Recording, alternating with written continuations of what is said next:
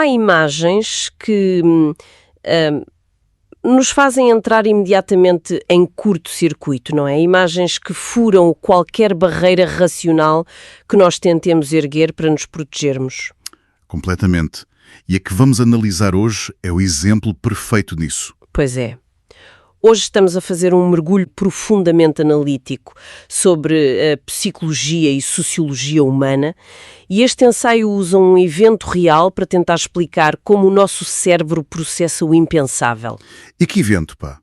É de uma crueza indescritível. É mesmo. A cena descrita é de uma desolação assustadora. Imaginemos a berma de uma estrada, o meio do nada, e ali, expostos a tudo, estão dois rapazes, um de 5 anos e o outro de apenas 3. Com os olhos vendados. Exato. Com os olhos vendados e abandonados à sua sorte. Ler os detalhes sobre isto não nos deixa apenas tristes. Gera uma resposta física, uma falta de ar. Sim, um aperto no peito, quase literal. E a nossa missão nesta análise aprofundada não é fazer um relato de crime ou explorar aquele lado mais sensacionalista. Queremos sim descodificar os mecanismos de defesa mentais e biológicos que entram em ação perante este cenário. É um ângulo muito mais rico e, de certa forma, necessário para conseguirmos processar isto. Sem dúvida. Vamos lá descodificar isto então. Vamos falar sobre a verdadeira biologia da empatia, perceber por que razão a nossa recusa em aceitar a maldade pura é, na verdade, uma vantagem evolutiva e analisar uma perspectiva quase paradoxal. Que é a ideia de que este abandono cruel pode ter sido o início da salvação deles. Isso mesmo. Mas começando por aquela sensação de falta de ar de que falávamos, as fontes dizem que isto tem uma explicação muito lógica, não é? Tem uma explicação clínica muito clara. Quando somos confrontados com a imagem de dois seres humanos minúsculos, indefesos, deixados numa berma de estrada, o que ocorre no nosso cérebro é um choque brutal de dissonância cognitiva. Ou seja, um erro no sistema. Exatamente. Porque desde que nascemos, nós somos programados para entender o mundo com base numa regra fundamental de sobrevivência da nossa espécie, que é os adultos, grandes e fortes, protegem as crias pequenas e vulneráveis. Claro. É a nossa base de tudo. É a base da nossa arquitetura mental. Quando vemos essa regra ser subvertida de uma forma tão cirúrgica, tão fria, a nossa mente simplesmente não tem gavetas onde arrumar esta informação. A realidade exterior entra em colapso com as nossas verdades biológicas mais profundas. Daí o tal aperto no peito. É o corpo a processar um erro crasso no sistema. Aquela ideia da parentalidade alargada. Nem mais. Refere-se à forma como a maternidade, a paternidade ou até o simples facto de sermos adultos funcionais em sociedade criam um laço universal. Quando ganhamos consciência do que é cuidar de uma vida, o nosso paradigma muda irremediavelmente. Passamos a ver o perigo de outra forma. Exato. De repente, a dor de uma criança que não conhecemos de lado nenhum, cujos rostos nós nunca sequer vimos, bate em nós como se fosse uma ferida no nosso próprio corpo. Há uma vontade irracional e imediata de atravessar o país para os ir abraçar e prometer que o medo acabou. Pois, mas repara, essa vontade imediata não tem nada de irracional, na verdade. O que é fascinante aqui é que se trata de um imperativo evolutivo. A biologia a funcionar. Claro. A biologia e a sociologia mostram-nos que o ser humano tem uma infância excepcionalmente longa e vulnerável em comparação com outros mamíferos. Um bebê humano não sobrevive sozinho. Ponto final. Não tem qualquer hipótese. Demora anos até ser minimamente independente. Demasiados anos, em termos evolutivos. Então, para garantir que a espécie não desaparecia, a evolução teve de garantir que o choro ou o sofrimento de uma cria ativasse imediatamente a amígdala e inundasse de ocitocina o cérebro de qualquer adulto que estivesse por perto. E não apenas o dos pais biológicos.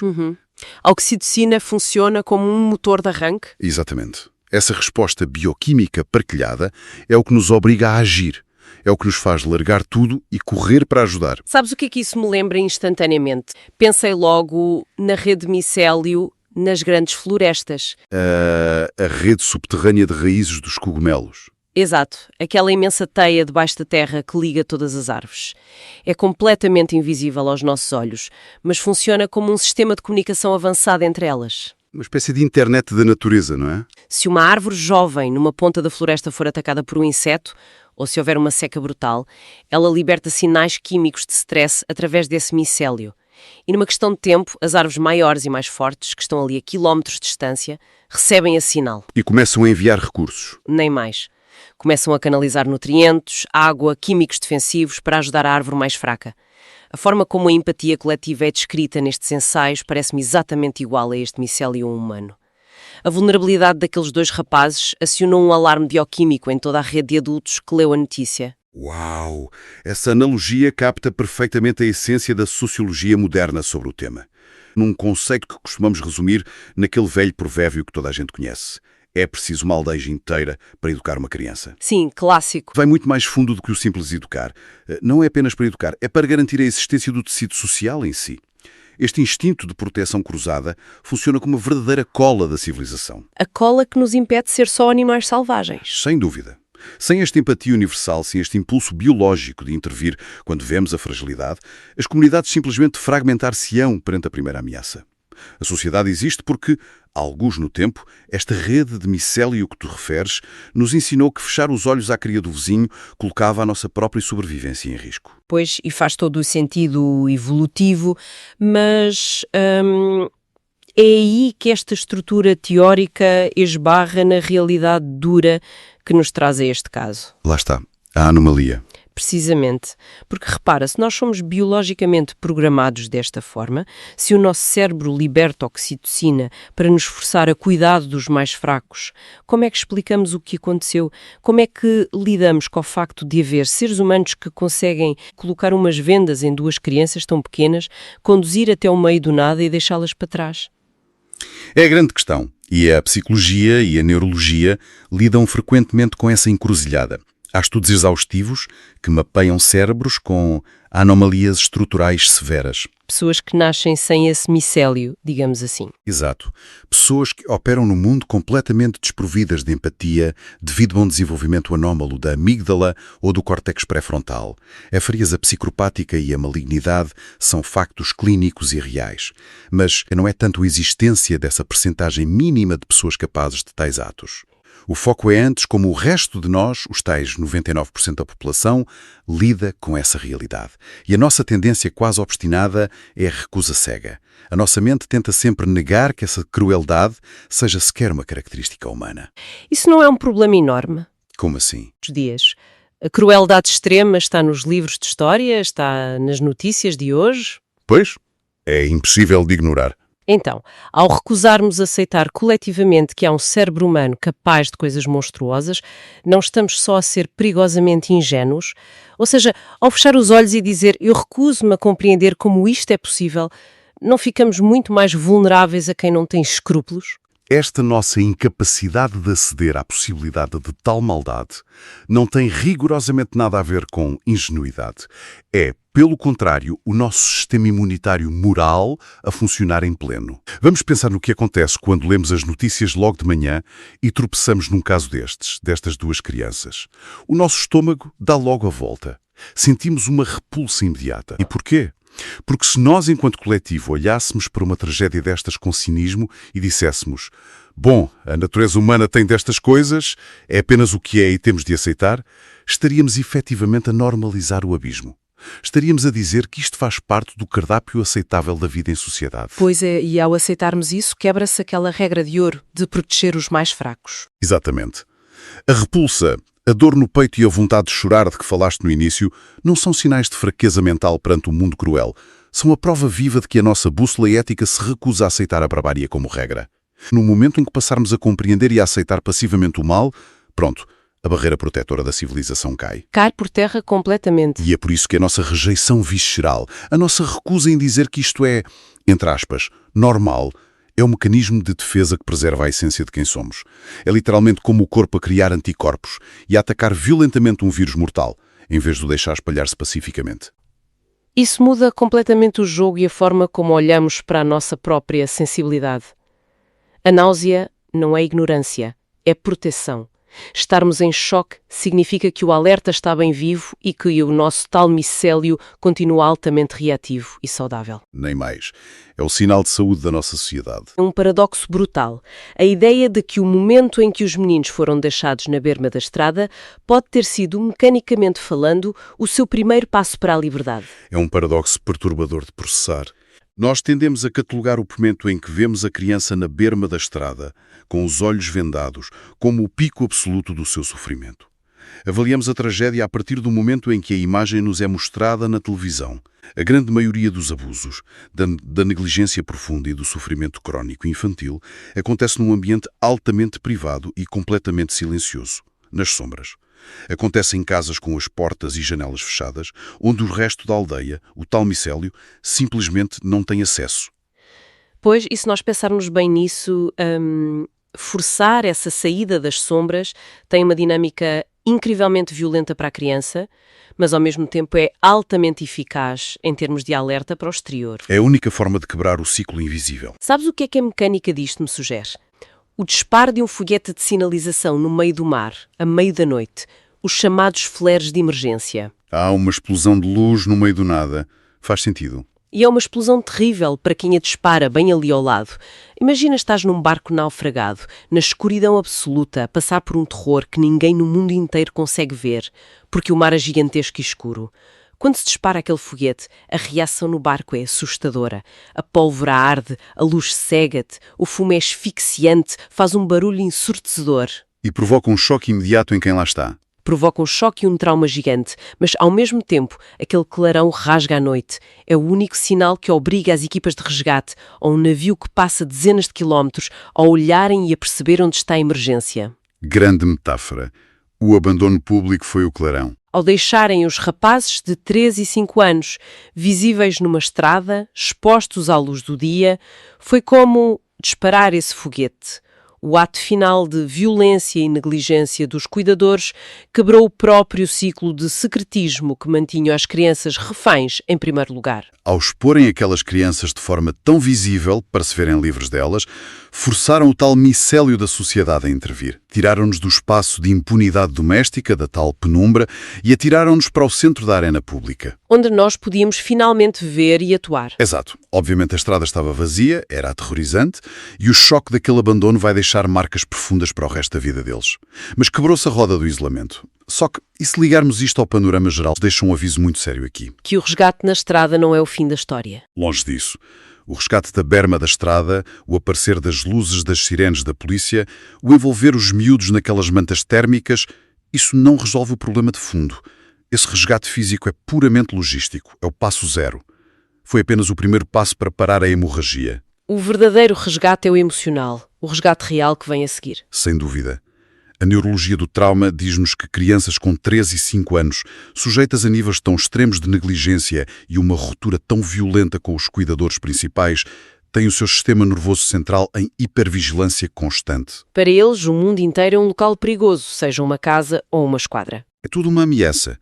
O verdadeiro desafio da nossa sociedade é o de providenciar um ambiente de tão elevada previsibilidade, tanta segurança, tanta rotina e afeto extremo, que permite a estas crianças desligar finalmente esse sistema de alerta constante. Uma expressão que é incrivelmente poderosa para descrever o objetivo de quem assume os cuidados destas crianças a partir de agora. Devemos dar a hipótese de serem paridas de novo. É muito forte, pá. É uma responsabilidade tremenda. Paridas de novo. Não se trata só de dar guarida numa instituição e comida. Trata-se de reescrever a narrativa biológica e neurológica deles desde a raiz. Refazer o cérebro. Sim, o momento do resgate na estrada passa a ser um novo marco zero. É a sociedade a atuar como um casulo substituto que constrói um novo cordão umbilical, mas baseado em previsibilidade e segurança. É substituir a venda nos olhos, que representa todo aquele escuro e caos, pela luz e por uma base sólida. E quando conectamos todos estes fios, desde o instinto biológico inicial da nossa repulsa, até a incrível capacidade humana de reprogramação do trauma, percebemos que a mensagem que levamos daqui transcende muito o evento naquela estrada isolada. Totalmente. A lição estrutural não é sentirmos apenas alívio por as crianças estarem agora seguras, num abrigo ou numa família de acolhimento, e passarmos à frente. A grande conclusão que quem nos ouve deve reter sobre este mergulho profundo nas dinâmicas de proteção infantil é a da responsabilidade perene. O nosso choque inicial funciona como uma prova viva de que a nossa bússola moral está calibrada e a funcionar. Mas atenção, a indignação pura não altera o tecido social se não for canalizada para uma atenção muito mais cirúrgica ao nosso redor. O evento extremo exposto à vista de todos na estrada serve para nos lembrar do que continua a acontecer diariamente nas sombras. Porque há uma tendência natural para nós tentarmos enquadrar esse desconforto através de uma lente que é muito lisonjeira para nós próprios. Claro, gostamos de pensar que somos muito bons. Pois, gostamos de pensar que somos indivíduos com um elevado grau de bússola moral, que temos uma empatia super refinada e que, por isso, a dor alheia nos afeta imenso. Sim, a ideia do sou uma pessoa tão empática que até me dói. Nem mais. Mas o problema com essa explicação puramente racional é que a empatia adulta pressupõe ali uma certa distância, um certo controle. Certo, porque estamos a olhar de fora. Exato. Pressupõe que consegues olhar para o sofrimento do outro, mantendo os teus próprios alicerces intactos. Ora, aquilo que os dados mostram é que a reação aguda a estas imagens não nasce desse espaço de compaixão nobre e distanciada. Então nasce de onde? Nasce de uma viagem vertiginosa, instintiva e muito dolorosa aos recantos mais primitivos do nosso próprio passado. Quer dizer, se não estamos a operar no reino da tal empatia racional, aquela que nos faz suspirar e pensar, ai, que pena, o que é exatamente que se apodera de nós? O que acontece é um processo de regressão. Regressão involuntária, certo? Sim, por breves momentos, o nosso cérebro suspende a realidade de sermos adultos. A conta bancária, o teu cargo profissional, as responsabilidades, tudo isso desaparece. Fica tudo em pausa. Fica. E somos atirados de volta para um momento em que todos nós, sem exceção, também tivemos 3 ou 5 anos de idade. Estamos a projetar os nossos medos de adulto, as nossas neuroses, naquela criança? O impacto é puramente regressivo. Não olhamos de fora para dentro. Somos literalmente puxados de volta. Então espera, deixa-me tentar uma analogia para ver se estou a perceber. Força. Imagina que colocas uns óculos de realidade virtual, daqueles com gráficos brutais. Sim, estou a ver. E de repente o som desaparece e tu cais para uma altura de 80 ou 90 centímetros. Voltas a sentir a tua exata altura de quando tinhas 3 anos. O mundo fica gigante, assustador. Ficas lá embaixo. Exato. As maçanetas das portas ficam inalcançáveis. Não consegues formular frases para pedir ajuda. E quando tiras os óculos, o alívio é tremendo. Ou seja, quando vemos a imagem da criança, somos forçados a esses óculos. É uma analogia perfeita. Só que, ao contrário da realidade virtual, tu não tens a opção de tirar os óculos quando te apetece. Nessa idade, a dependência não é uma ideia abstrata. É uma questão de sobrevivência física, pura e dura. Ou havia segurança ou não havia. Ou alguém vinha ou ninguém vinha. E a regressão empurra o adulto de volta para esse abismo existencial. Mas como é que o corpo se lembra de uma coisa que a minha mente consciente já não faz a mínima ideia? Ninguém se lembra de ser bebê. Não de forma consciente, não. Pois, então será que isto funciona tipo a nossa memória muscular? Sei lá, andar de bicicleta? Ou até o sistema imunitário? Olha, o sistema imunitário é um ótimo exemplo. Porque os nossos anticorpos não precisam de se lembrar da narrativa de quando tivemos varicela aos 5 anos. Exatamente. Eles simplesmente reconhecem o padrão do vírus e disparam um ataque instantâneo. As nossas emoções também têm este tipo de, memória celular perante o perigo. Tem, e isso introduz o conceito de memória implícita. O núcleo emocional dessa fragilidade fica arquivado em camadas cerebrais muito profundas. Lá no fundo do baú. Sim, em redes subcorticais. E isto levanta uma questão importante. Mesmo que tu estejas num sofá seguro, a identificação é intensa porque a vulnerabilidade original desperta sem pedir qualquer autorização ao nosso lado racional. O córtex pré-frontal, que é a nossa sede de raciocínio, é muito lento. É aquele que diz, calma, estás em casa a ver televisão. Pois, mas a amígdala cerebral, que é o nosso alarme de perigo, não quer saber disso. Identifica o padrão criança indefesa e dispara hormonas de estresse na hora. É que, especificamente, os primeiros anos de vida, até aos 5 anos, deixam essa marca tão impossível de apagar. É a janela temporal crítica. Da construção da nossa arquitetura emocional. Não é só uma fase em que aprendemos as cores, é o alicerce da nossa mente toda? Sem dúvida. A neuroplasticidade explica muito bem. É até aos 5 anos que nós formamos as nossas expectativas sobre o mundo. É aí que o cérebro esculpe o leito do rio, por assim dizer. Imagina que as tuas primeiras experiências são a água a cavar a terra. Se houver conforto e resposta atenta, o fluxo da água cria um caminho largo e seguro. Fica lá registado que o mundo é seguro. Certo, faz sentido. Mas se houver stress extremo ou perigo crónico, essa água cava desfiladeiros apertados e de hipervigilância. E o cérebro solidifica isso. Ou seja, uma vez que seca, é por aí que a água vai sempre correr quando houver stress. Nem mais. É por isso que, mesmo sem palavras, aprendemos se o mundo responde ou falha. E a rejeição nesse período não é só estarmos tristes. Era uma forma literal de desaparecer do mundo. Porque sem o outro, não sobrevivíamos. Epá, isso é super revelador para quem nos está a ouvir hoje. Porque quando vemos aquela criança a sofrer no ecrã, o que está a ser tocado, de forma, indireta, é a origem da nossa própria organização emocional. Exato. É o teu próprio rio a transbordar. Por isso é que a reação é tão física e parece tão desproporcional à nossa vida atual de adultos confortáveis. É uma calibração somática que fica para a vida. Então, o que é que isto tudo significa na prática? Porque nós passamos a vida a construir armaduras, não é? Ficamos cínicos, fazemos o tal doom scrolling em que já nada nos afeta. Tentamos muito, sim. E, de repente, estas imagens desarmam-nos por completo, eliminam o nosso espaço de distância psicológica. É isso mesmo, é essa nossa ilusão. A ilusão de que podemos ser meros observadores antropológicos do sofrimento. Do género, olha ali aquelas pessoas a sofrer do outro lado do mundo. Pois não consegues manter isso com crianças. A força dessa reação não é só compaixão, é um reconhecimento brutal. É sermos empurrados contra a nossa vontade para dentro daquela experiência onde fomos miúdos e vulneráveis. Portanto, a empatia aí não é nós a sermos uns santos. Não, de todo. A empatia, neste caso, não é um dom nobre da idade adulta. É um reflexo primitivo da nossa própria infância partilhada. Somos violentamente destituídos da nossa identidade adulta. Uau! E no fundo isso acaba por nos ligar a todos, não é? Independentemente do dinheiro que temos ou do cargo que ocupamos. Essa falha no nosso sistema defensivo é a prova máxima da nossa humanidade. É o grande nivelador da condição humana, sem dúvida. E se me permites, acho que isto deixa aqui uma semente para reflexão muito interessante para o futuro. Força, adoro essas provocações no final. Se esta nossa arquitetura emocional, forjada até os 5 anos, é assim tão poderosa, ao ponto de nos sequestrar o corpo a olhar para uma televisão, até que ponto as nossas maiores discussões e conflitos, hoje, enquanto adultos, não são na verdade duas crianças de 5 anos a reagir?